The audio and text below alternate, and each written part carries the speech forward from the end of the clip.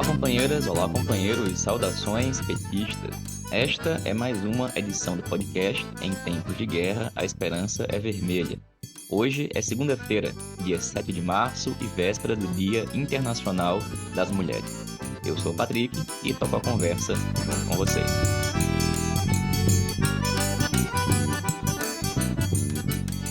O episódio de hoje foi inteiramente construído com companheiras militantes do Partido dos Trabalhadores e das Trabalhadoras espalhadas por todo o país. Natália Sena, da Comissão Executiva Nacional do PT, e Jandiro Errara, da Executiva Nacional da CUT, falam sobre a luta contra a presença de Alckmin ou alguém semelhante como vice na chapa presidencial de Lula. Agda Helena, Thelma Mello e Célia Tavares falam sobre a importância deste 8 de março. E Rayane Andrade e Ana Cláudia falam sobre alguns dos desafios para as mulheres trabalhadoras que vão ser candidatas nas eleições deste ano.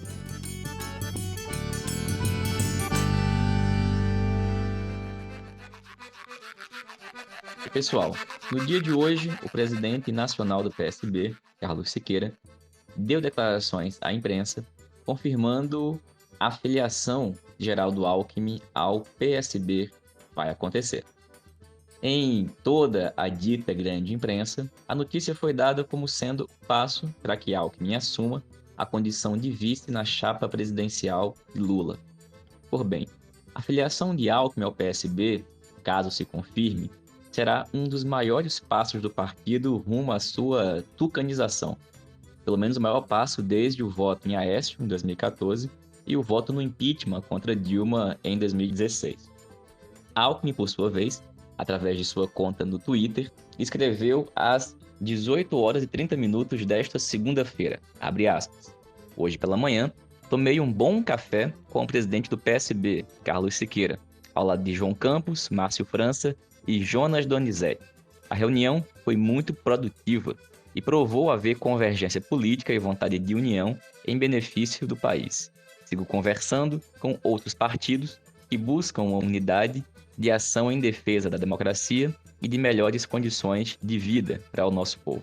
Até a próxima semana, definirei a minha filiação partidária. Abraços a todos, fecha aspas. Pois bem, gente, essa foi a declaração pública dada por Alckmin na noite dessa segunda-feira após Carlos Siqueira e a imprensa afirmarem que ele de fato se filiará ao PSB e, portanto, dá um passo para estar na possível condição de vice de Lula. Por bem, na sexta-feira, dia 4 agora de março, como nós tínhamos informado aqui no podcast, ocorreu uma importante atividade nacional convocada pelas tendências petistas Articulação de Esquerda, Democracia Socialista e Militância Socialista e pelos companheiros José Genuíno e Rui Falcão.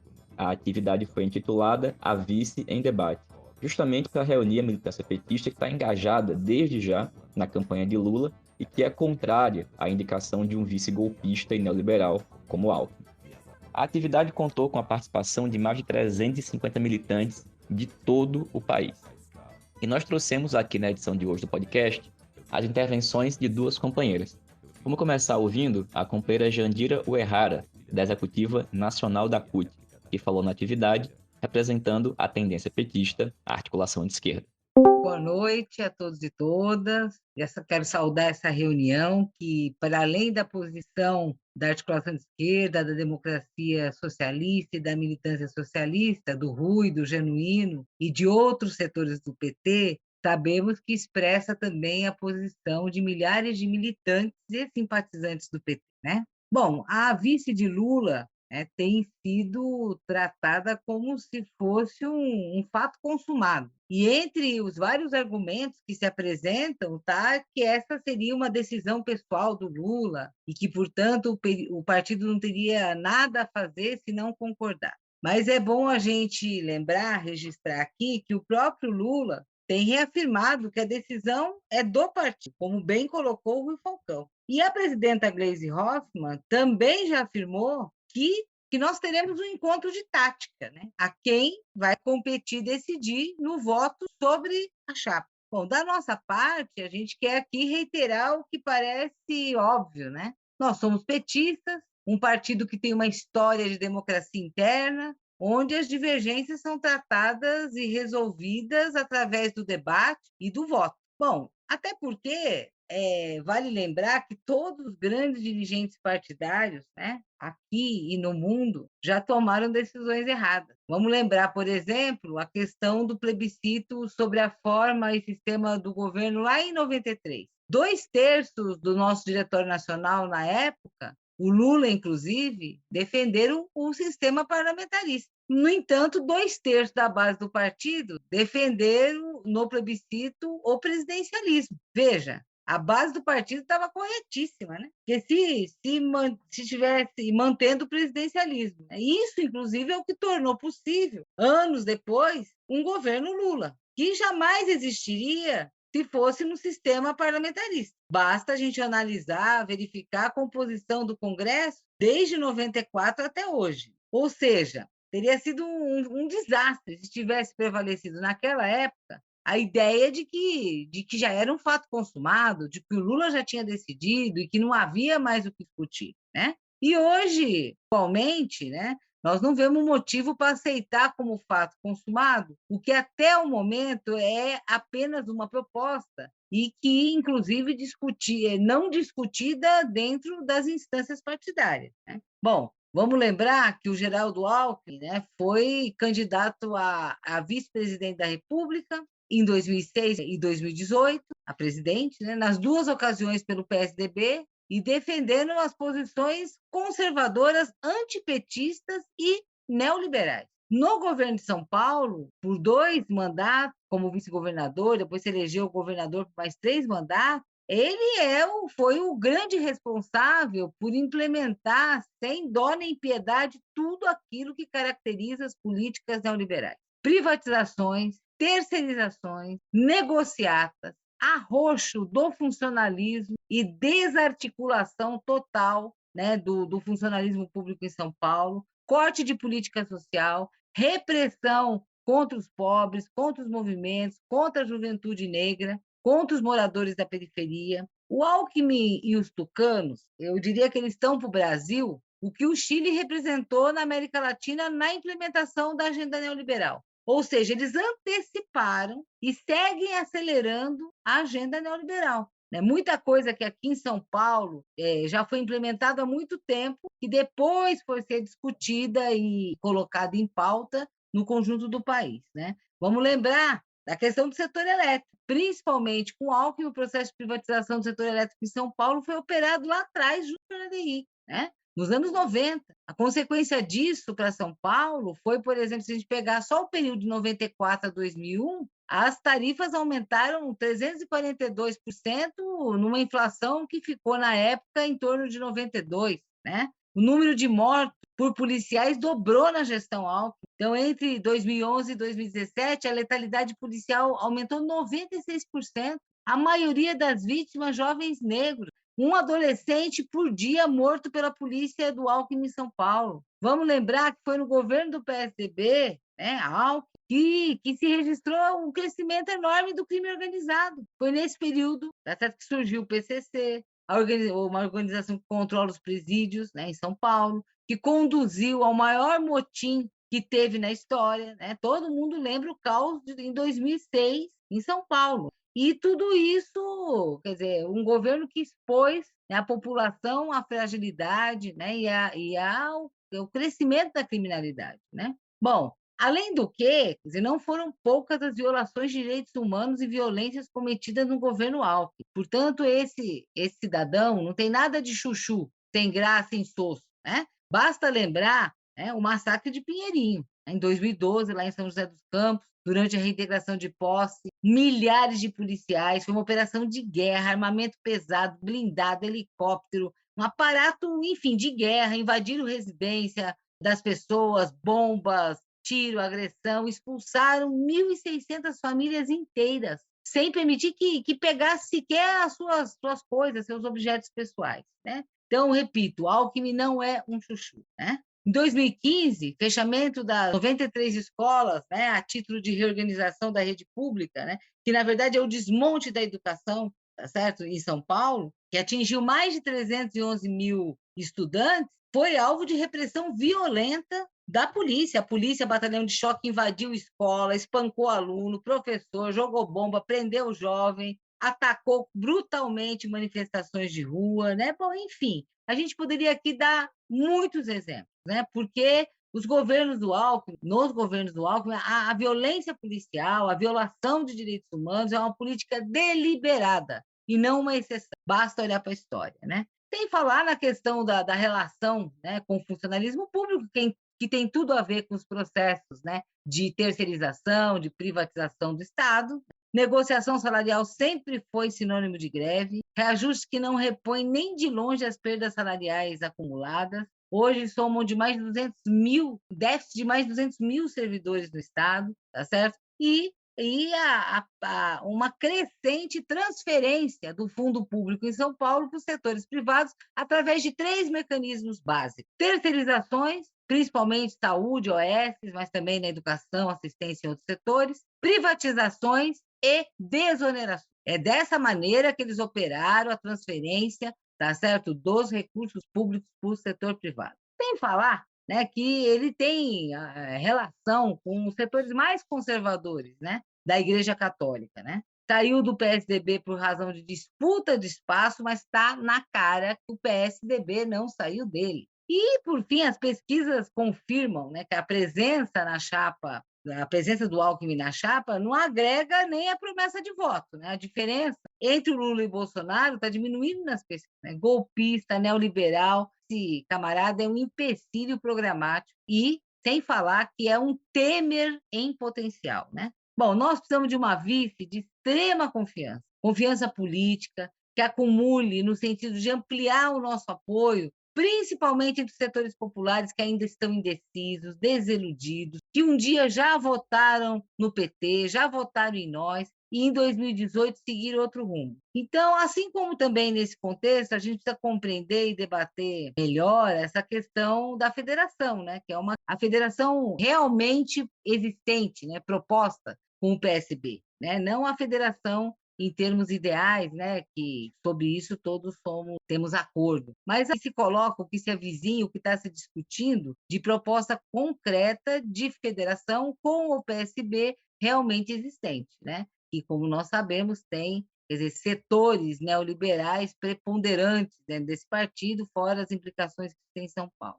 Bom, enfim, a gente defende que a vice do Lula seja decidida pelo partido, até a data limite prevista pelo calendário do Tribunal Superior Eleitoral, escolhido à luz da conjuntura eleitoral, levando em consideração a afinidade programática, como já foi colocado aqui, a gente não está discutindo programa em lugar nenhum, e nós precisamos fazer isso através dos comitês populares de luta, que são um instrumento fundamental para que a gente coloque, quer dizer, a classe em movimento e, principalmente, que a gente tenha um programa que seja sustentado após a vitória eleitoral, tá certo? Para que a gente possa fazer as mudanças políticas necessárias do país. E confiança política é fundamental nesse processo. Bom, nós vamos seguir trabalhando para construir um vice à altura do que o Brasil necessita, porque o futuro do Brasil depende da classe trabalhadora, depende do conjunto da esquerda, depende do PT,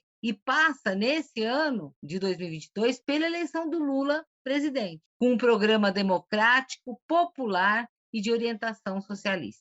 Pois bem, essa foi a intervenção da Jandira, representando a AE na atividade. Vamos escutar agora a fala da companheira Natália Sena, da Comissão Executiva Nacional do PT, que também participou da atividade e falou sobre as implicações nefastas e negativas de um vice como Alckmin. Boa noite para todo mundo que está aqui hoje nessa reunião, também para quem está assistindo a gente no YouTube. Primeiro, queria dizer que esse deve ser o primeiro debate, primeiro espaço partidário convocado para debater livremente o assunto da vice-presidência, né? Estou acompanhando aqui desde o início, tanto as falas quanto a conversa no chat, estou vendo bastante indignação com essa possibilidade de Alckmin como vice-presidente, né? E queria dizer que acho que, diante desse fato de o debate não estar acontecendo e de esse ser o primeiro espaço, é natural que as coisas estejam sendo assim, né? Nenhuma instância do partido se reuniu para debater isso até hoje. Aliás, desde dezembro, até hoje, as instâncias nacionais, tanto o diretório quanto a executiva nacional,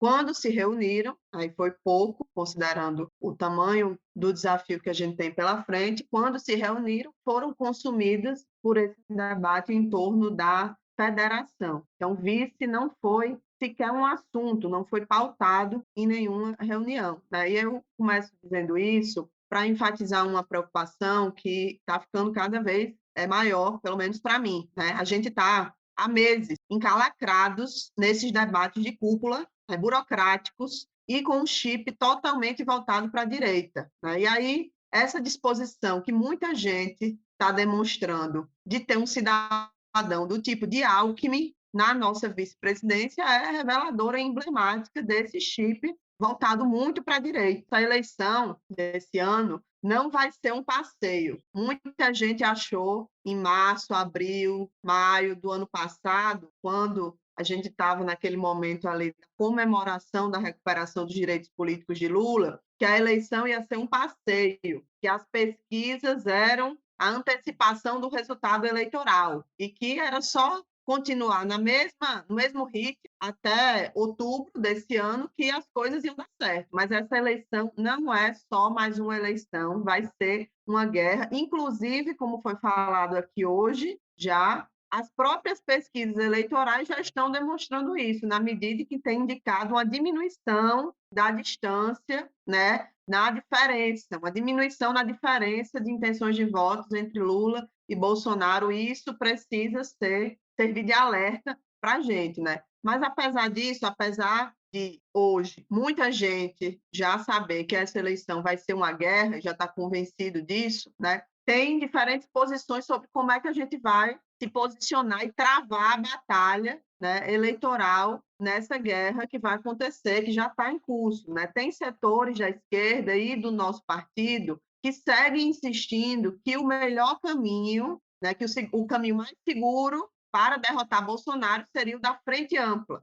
E uma das consequências práticas dessa defesa da frente ampla, né, tem várias consequências práticas, mas como hoje aqui o foco do debate é na vice, eu vou citar essa. Uma das consequências práticas dessa política de frente ampla é essa inacreditável disposição de entregar a nossa candidatura a vice-presidente para um golpista e neoliberal, como é o caso de Alckmin, né? Tem gente que minimiza isso, que acha que isso não vai ter impacto nenhum, que é só simbólico, como se o simbólico fosse pouco nessa disputa contra o bolsonarismo. Mas não é. É óbvio que as alianças que a gente fizer vão impactar no discurso de campanha, na linha política, na ação do governo e, com certeza, podem fragilizar a nossa luta contra o bolsonarismo e contra o neoliberalismo. Né? Fazer aliança, ampliar, né, não é só algo positivo, pode ser muito negativo também. Sem falar que, depois de tudo que a gente passou, pelo menos desde 2016 para cá, né, e eu falo do golpe contra a presidenta Dilma, mas eu falo também da prisão contra o companheiro Lula, né? Porque quem acha que o lado de lá não faz nada contra Lula devia lembrar da prisão ilegal e injusta a qual ele foi submetido por mais de 500 dias, né? Depois de tudo que a gente passou nos últimos 6 anos, né? Além do alinhamento programático, que eu acho que é uma necessidade imprescindível para a gente ter uma vice-presidência do PT, precisa ter como critério, o critério para ser vice do PT tem que ser alguém de confiança. Não podemos baixar a guarda nesse sentido e achar que as coisas vão ser, né, enfim, como alguns acham que um dia já foram. E quem danado confia em Alckmin, né? Ou nessa direita, né? Porque tem que lembrar que o problema não é só Alckmin. Podem tirar o bode da sala de Alckmin e colocar outro que seja igual a ele, mas quem confia nessa direita que se diz não bolsonarista, tem muitos aí hoje em dia que se dizem não bolsonaristas, que criticam, né, que se dizem arrependidos, mas têm as mãos sujas, né, de sangue, ajudaram a dar o golpe, ajudaram a colocar Lula na cadeia, ajudaram a colocar Bolsonaro na presidência em 2018, quando optaram por, no segundo turno, não estar junto com a nossa candidatura, enfim. Né, eu acho que tem 2 coisas para concluir aqui que a gente deveria estar dedicado a fazer nesse momento. Né? Março de 2022, a gente está a menos de 6 meses do início oficial da campanha eleitoral. Tem 2 coisas que eu acho fundamentais que a gente precisa já é se dedicar muito a fazer, né? E que seria ótimo que a gente pudesse estar fazendo só isso, ao invés de ter que lutar contra um vice neoliberal ao mesmo tempo que faz essas duas coisas. E essas duas coisas são organizar milhares de comitês populares, né? Essa campanha vai ser ganha em cada rua, em cada casa, em cada escola, em cada conversa. Temos que convencer as pessoas sobre qual é o nosso projeto e sobre a importância de participar da eleição. A eleição não está ganha e é preciso muito corpo a corpo, né? E a segunda coisa é debater, iniciar já dentro do nosso partido, junto com os nossos aliados de esquerda, debater qual é o programa, né? O que é que a gente vai fazer nos primeiros 100 dias, de onde é que vai vir o recurso, quais são as medidas emergenciais, quais são as reformas de longo prazo. Isso precisa ser debatido desde já e dito para o povo brasileiro, agora, na pré-campanha, durante a campanha, né? A gente precisa, desde já, iniciar o debate sobre qual é a nossa linha de campanha, qual vai ser as nossas estratégias de comunicação, de redes sociais, enfim, como é que a gente vai utilizar todos os instrumentos para travar aí essa guerra que vai ser a eleição de 2022. Eu acho que ainda tem tempo de ser dado um cavalo de pau nesse rumo, né? Em direção à organização dos comitês populares, em direção ao debate programático e, né, barrar esse debate de um vice neoliberal. Acho que o PT, a esquerda brasileira, o companheiro Lula, né, precisam, desde já, iniciar uma campanha, uma pré-campanha que seja muito potente, muito militante, muito de massas, muito de esquerda, e, para isso, ter êxito, né, ter sucesso, a gente não pode ter uma âncora como o Alckmin do nosso lado. É isso, obrigada. Essa foi a fala da companheira Natália Sena. A atividade inteira está disponível no YouTube do canal Contramola. Considerando o cenário apresentado nesta segunda-feira, se torna, gente, ainda mais importante reforçar aqui os encaminhamentos da atividade, que foram: 1. Prosseguir o debate público. 2. Prosseguir o debate nas bases. Debater e fazer o debate na direção nacional do partido. Tem reunião convocada do Diretório Nacional para o dia 18 de março. Reafirmar a necessidade de um encontro de tática para decidir sobre a vice.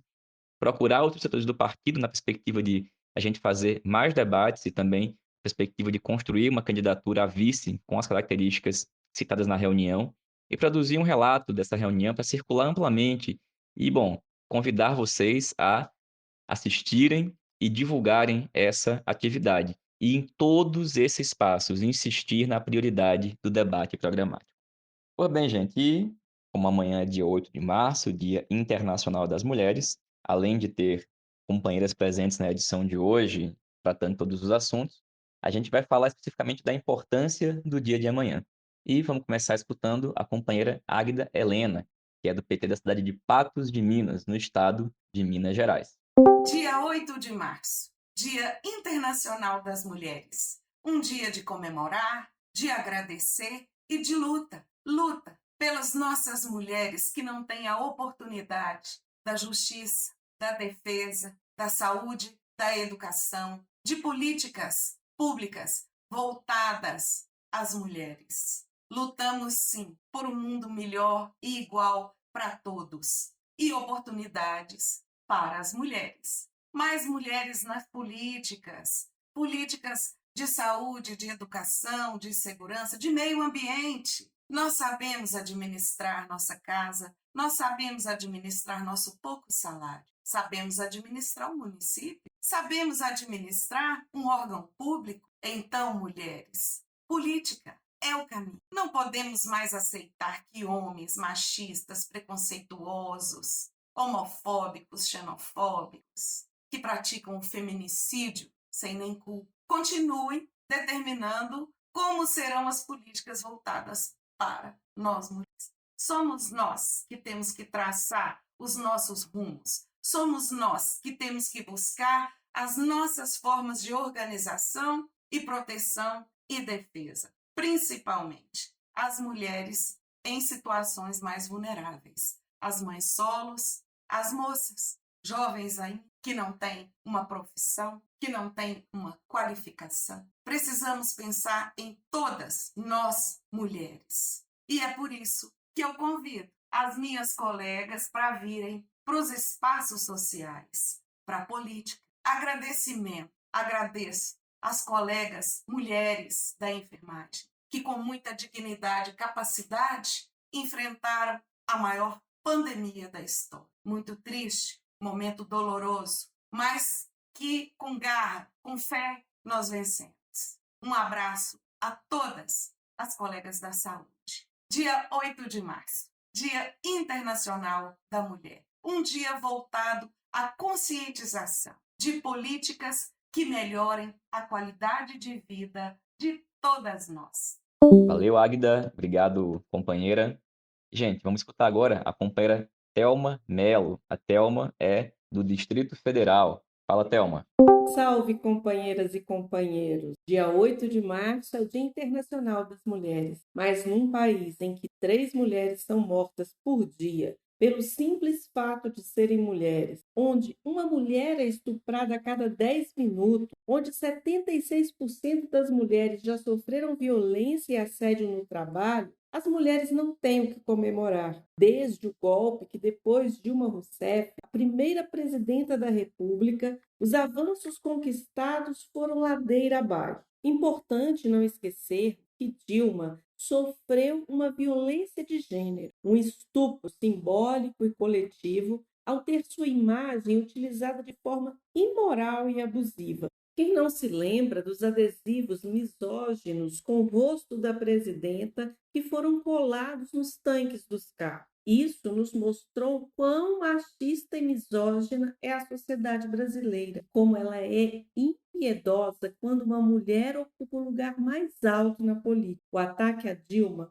foi o ataque a todas as mulheres que se atrevem a ocupar o espaço político, o espaço da vida além do lar. E isso precisa ser lembrado todos os anos. Assim como não podemos esquecer que setores feministas de partidos ditos de esquerda também apoiaram o golpe contra uma mulher que desafiou o patriarcado. E hoje, o maior desafio das mulheres brasileiras é derrotar Bolsonaro, que com a sua necropolítica desmantelou as políticas públicas para as mulheres, fazendo com que mulheres grávidas tenham que se submeter ao trabalho insalubre, instituindo a carteira verde-amarela, que se equipara a um acordo de escravidão, acabando com o Bolsa Família e a centralidade da mulher na assistência social. Bolsonaro é a cara do sexismo, é inimigo dos direitos. Para avançarmos nas pautas feministas, precisamos derrotá-lo, assim como elegermos o máximo de mulheres comprometidas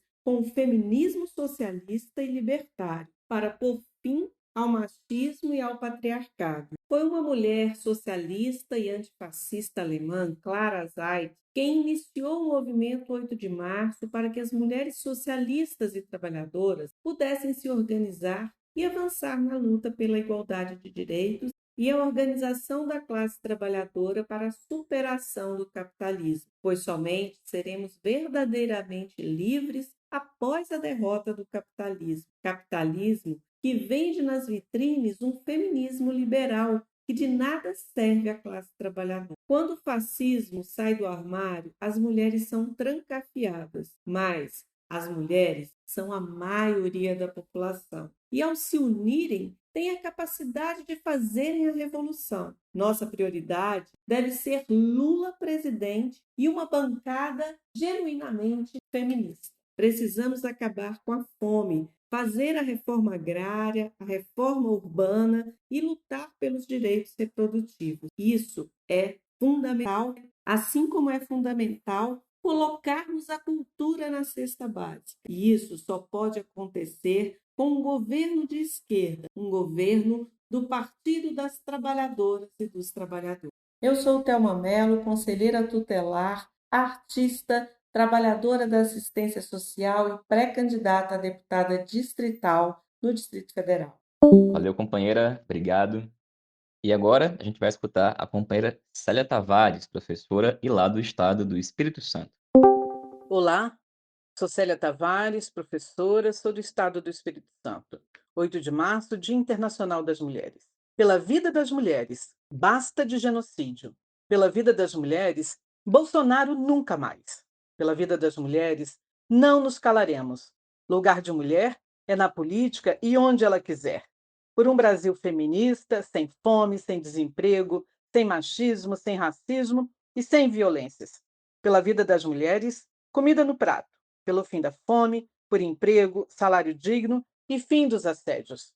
Pela vida das mulheres, corpos saudáveis, defesa dos territórios e da natureza, contra o PL dos venenos e pela reforma agrária popular. Pela vida das mulheres atingidas em luta por justiça. Pela vida das mulheres, fim das violências já. Parem de nos matar. Pela vida das mulheres, pelo fim da LGBTI mais fobia e por políticas públicas já.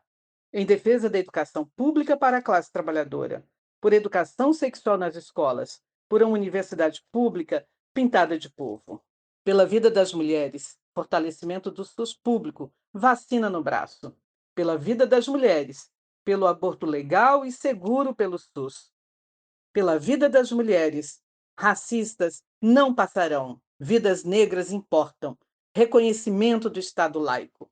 Pela vida das mulheres, racistas, fascistas e milicianos não passarão, pelo fim do genocídio nos territórios periféricos, por políticas públicas, educação, cultura e lazer para a nossa juventude. Pela vida das mulheres, por promoção de saúde, dignidade e por dignidade menstrual.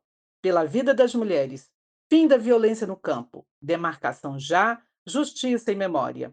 Pela vida das mulheres, por uma revolução feminista latino-americana, antirracista, anticapitalista, anti-LGBTfóbica, anticapacitista e antiimperialista. Pela vida das mulheres, Bolsonaro nunca mais. Valeu, Célia. Muito obrigado pela tua participação aqui no nosso programa, companheira. Gente, a Águida, a Thelma e a Célia são todas pré-candidatas nestas eleições do ano de 2022. Por falar em pré-candidaturas, vamos escutar agora outras duas pré-candidatas que vão falar justamente sobre os desafios para as mulheres trabalhadoras nessas eleições de 2022. E começamos escutando a companheira Rayane Andrade, que é atualmente coordenadora do setorial de Direitos Humanos do PT do Rio Grande do Norte. Oi, ouvintes do podcast Em Tempos de Guerra, a Esperança é Vermelha. Quem fala é Raine Andrade, sou advogada popular, sou professora e estou colocando meu nome à disposição para a gente disputar uma vaga para a classe trabalhadora, para a juventude, para as mulheres negras, para a população LGBTQIA+, na Assembleia Legislativa do Rio Grande do Norte. A gente tem uma tarefa muito dura esse ano, sem sombra de dúvidas, é uma encruzilhada. E a presença das mulheres na política, em especial as mulheres negras, tem sido um tema da minha militância, tanto nas ruas quanto na própria academia. Eu tenho me dedicado a tentar entender esse fenômeno e como esses corpos, né, são vistos, são lidos, são percebidos por uma democracia que a gente sabe ser burguesa, absolutamente patriarcal e profundamente racista. Nesses tempos tão duros de governo Bolsonaro, de massacre da classe trabalhadora, de piores condições da vida do povo, onde nós temos um Brasil que tinha saído do mapa da fome e retorna para a fila do osso, é fundamental que, em especial, as mulheres tomem para si o protagonismo desse debate. E aqui a gente tem que ter muita atenção, Patrick, porque é óbvio que os capitalistas patriarcais racistas já sacaram a estratégia e o quanto que o avanço das mulheres nos espaços de representação é algo incontornável. Então, eles também estão mobilizando as suas representantes para essa batalha. E aqui a gente tem que ter muita atenção. Como dizia Lélia Gonzalez, que inclusive já foi quadripetista, não basta ser mulher e nem basta ser negro.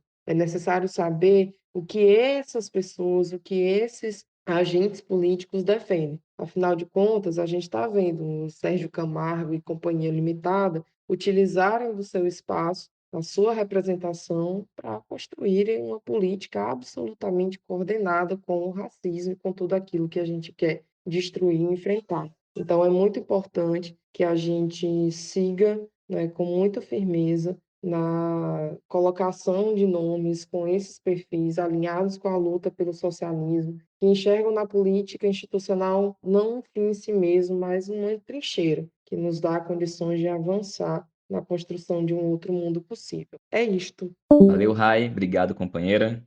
E do Rio Grande do Norte, a gente vai até o Espírito Santo para escutar a companheira Ana Cláudia, que é professora lá na cidade de Alegre, e fala para a gente sobre os desafios que estão colocados da proposta da sua pré-candidatura a deputada federal. Olá a todas, todos e todes. Aqui é a professora Ana Cláudia. Estou falando de Alegre, um município situado no território do Caparaó, no sul do Espírito Santo. Sou professora na Universidade Federal do Espírito Santo, sou socióloga de formação e venho aqui me dirigir a vocês para falar um pouco do nosso território e da proposta da nossa pré-candidatura a deputada federal pelo Partido dos Trabalhadores. Atualmente, o território do Caparaó Capixaba, que faz divisa com os estados de Minas Gerais e de Rio de Janeiro, ele possui 11 municípios: Alegre, Divino de São Lourenço, Dores do Rio Preto, Guaçuí, Ibatiba, Ibitirama, Irupi, Iúna, Jerônimo Monteiro, Muniz Freire e São José do Calçado, com uma população de aproximadamente 170 mil pessoas. É uma região pouco desenvolvida, com índices de desenvolvimento humano muito baixos, e o que a gente tem percebido aqui no Espírito Santo, diante dessa crise que vivemos, né, crise política, crise econômica, né, muito desemprego, um empobrecimento, né, da população, a gente tem visto que o desenvolvimento para o Espírito Santo não é o desenvolvimento para os capixabas. A gente tem visto que a instalação de grandes empresas, grandes empreendimentos portuários, etc., não tem se refletido em geração de emprego, de renda e na melhoria da qualidade de vida dos capixabas, em especial aqui na região do Caparaó. A principal atividade produtiva é a agricultura familiar e, mais recentemente, a agricultura familiar vem sofrendo aí com essa crise que todos os brasileiros, na verdade, têm sofrido. É uma região muito deprimida em termos econômicos e com capacidade baixa de geração de emprego e renda. Então, esse cenário, né, desse desgoverno que o Brasil passa por esses últimos anos é um cenário bastante ruim para a população, mas, por outro lado, faz a gente se sentir mobilizado a atuar politicamente para mudar, junto com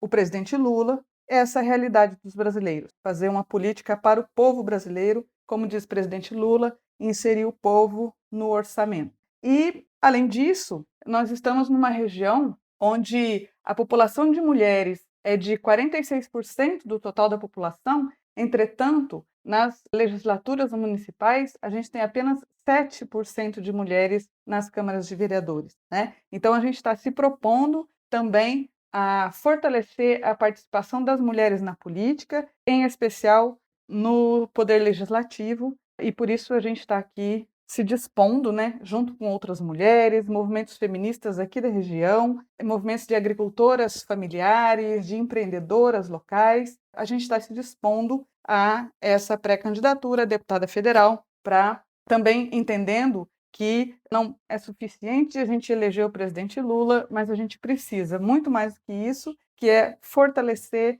o Senado, as nossas assembleias legislativas, os nossos governos, enfim, criar uma base social para dar sustentação ao governo progressista e de esquerda que o Brasil merece. Obrigada. Obrigado, companheira Ana Cláudia. Força aí na campanha, gente.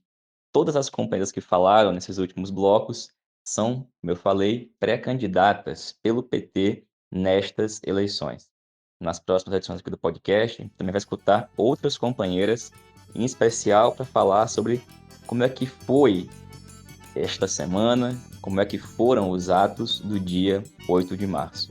E é assim que a gente encerra a edição de hoje, convocando e reforçando a importância de, nesta terça-feira em todo o país, termos atos, mobilizações e muita gente organizando a luta e organizando a resistência. Viva a luta das mulheres, viva o 8 de março. Saudações petistas, fora Bolsonaro e até mais.